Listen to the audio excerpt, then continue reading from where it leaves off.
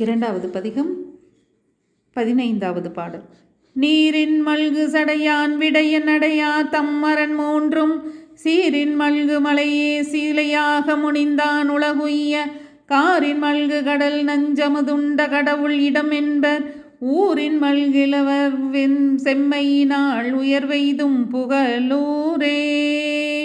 நீரின் மல்கு சடையான் விடையான் அடையா தம்மரன் மூன்றும் சீரின் மல்கு மலையே சிலையாக முனிந்தான் உலகுய்ய காரின் மல்கு கடல் நஞ்சமுதுண்ட கடவுள் இடம் என்பர் ஊரின் மல்கி வளர் செம்மையினால் உயர்வெய்தும் புகழூரே.